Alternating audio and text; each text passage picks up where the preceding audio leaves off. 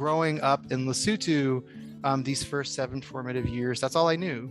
It was an incredibly communal, spiritual environment, educational environment, social environment. And when I moved to Massachusetts, the complete opposite, frigid, cold, oppressively white. It was really, really difficult to find confidence and sense of belonging as a learner. And I think Pua told this story, and I think it's really an origin story for NALU Kai, of this moment between Pele and her sister Hi'iaka. As Hi'iaka comes back for more advice, Pele says to her, "Go, the sustenance you'll need lies ahead." For me, that's my philosophy of education, that if we empower learners to learn through action and learn through their journeys, they're going to have greater agency, and they're going to have really powerful skills that don't just get them into a university, but allow them to kind of succeed and make change in their world and environment. And for us at NALU Kai, we were founded as a nonprofit to try to fight brain drain in Hawaii, to allow for youth to have a hui, a community to come back to. And in many ways, it's through this process and those words.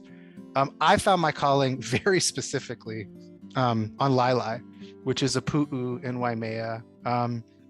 And it's just this magical place, you know, where you see Maukana Makai, where I've gotten to spend so much time with youth. And we've really been able to, you know, do all the symbolism of like an arduous journey up to the top of the hill, and then reflect on ourselves and each other. And the question that we've really focused on is this: how do we create systems, structures, and curriculum that enable and foster student agency and ownership over their education and professional learning? And for me, this isn't just for high schoolers or middle schoolers, this is for adults as well. And it's kind of a question that we've really been looking at. And I think, you know, there's a term in education called zone of proximal development, or ZOPED. And for me, the meaning of that is that learners learn best from other learners. It's a more authentic process. And so my work at Unrulr, my work at NALU Kai, HPA, everything I do is about making it easier for learners to teach other learners, and not just have it be kind of a top-down approach. And it's been remarkable. You know, Nick Wong, a NALU Kai OG, he was a part of the first cohort 7 years ago, Kamehameha School's Kapalama grad. Nick is a core member of NALU Kai now. When it comes to admissions, when it comes to our curriculum, when it comes to how we build out our program, and having alumni as team leaders. Alumni run our social media. If you've ever seen NALU Kai's Instagram, it's incredible. And that's because of our, you know, team of people. You know, it's really about creating opportunity at every stage of the game for all of our learners. I think what we realized was that transparency was a huge part.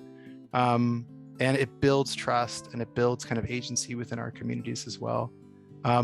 I'm a part of a really small startup team, and it's the first time going from education to entrepreneurship where everything I do, the founders and my teammates can see. And it's a really awesome and scary experience as well. All the good I do, all the bad I do, but it's built an immense amount of trust between myself and Fred and Will and the team at Unrulr. And for me, it's the same thing when youth are working with each other or youth are working with adults.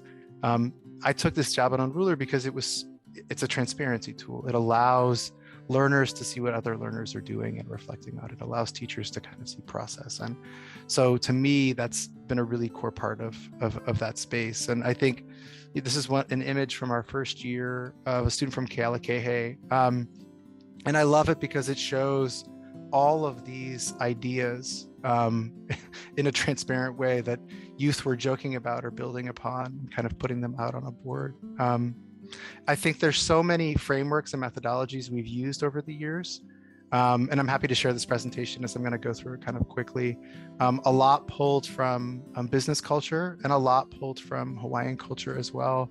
But I think, you know, what we had to think about with adults and students was to redefine assessment and feedback to be actionable, to be purposeful, and to create kind of feedback loops that gave youth and adults the feedback quick enough so that it didn't just seem like an exercise for grades or for greater funding. so that we could kind of help each other in many ways. And so much of that had to do with the culture of the program or organization we were working with. And for me, I realized as I was working at HPA and NALU Kai, how important documentation was, how important creating this knowledge base, this learning vessel for our community was, because documentation allowed us to fight cynicism as we were working in education and innovation. Documentation allowed us to have evidence of learning that didn't exist before. And so figuring out a way to do that communally was really important, and figuring out a way for that to be rooted in our identities as learners, figuring out a way to do that in a way that was rooted in storytelling was a core part of my journey as an educator and my current work at Unrulr too. This image was not staged. It was the third cohort of NALU Kai in HPA's Energy Lab. Kolo Ikeau Anthony, an incredible KS grad, some incredible students. I think 4 islands are represented in this picture. This was like just fervent work that they were doing as they were building out these social and cultural ventures that meant so much to them. And it was cool to see each of them impress each other with their skills, right? Like the graphic designer, the videographer, the writer, to be blown away. But what was so hard to do at NALU Kai and at HPA was to get them to feel confident in themselves, that they belonged in this space, that they belonged and were worthy of investment from mentors or investment from us. And to us, that was us kind of trying to decolonize what learning had done to them over the course of their lives in Hawaii, and for many others that hadn't been here, that came from overseas. And it was really about rooting our program in how great groups work, and getting a coder, a graphic designer, a writer, a leader, a cultural practitioner in the same team, each seeing each other's value. So many youth came to NALU Kai hating group work because they were the ones that did the work. And they didn't understand that when there's a dynamic diversity of skill sets on a team, when there's a diversity of lives and experiences, both good and bad, there's so much more you can do, whether you're building a product or service or you're trying to kind of work on a social movement. And so with our capstone program, Pua and I wanted to create a structure and an operation system that was really rooted in Hawaii and in sense of place. We wanted them to see this journey that they would go on. And we wanted them to understand that the process, the growth of skills were more important than the outcomes or the products or the businesses or the services they would create. And so that's what we did. This is our version of a lexicon, right? This is our way of trying to create a shared culture within our program. And it always ended with legacy. It always ended with, how are you going to carry your work forward? How are you going to pass it on? And I'll tell you, I'm not at HPA this year. It's very difficult. One, because it's me and Pua's graduating class. 2, because it's the 3rd year of this program. So there's ego, there's all kinds of things wishing I was there.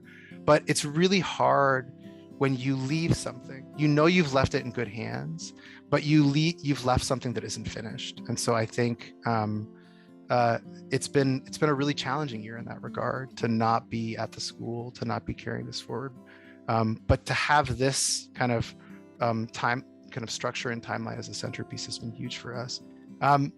For me, it's always been about celebration and ho'ikes. It's always been about public displays of learning, whether you're an adult or whether you're a teenager or whether you're a child. I have a 5-year-old and now a 10-year-old. And for me, I'm always trying to joyously see their skill growth and joyously see what they're working on in interesting ways. And we just baked that into the school year at HPA. At every point in turn, classes were cross-pollinating with each other. This brave Turkish student, Sasha Grumberg, presenting to the entire student body, which I can't imagine how crazy that was as a senior, on his project, which was an 18-course tasting menu that represented his country, Turkey, and all of the work that went into that. And it was really beautiful to see him share elements of himself and his identity. But there's so many other ways that we can engage and showcase our skills, whether it's, on the Ka'u Desert Trail in Volcano National Park with a group of students, whether it's just really being able to experience nature firsthand. All of these moments, I think, for myself and learners are the ones I want to be able to capture and create evidence of in Unrulr.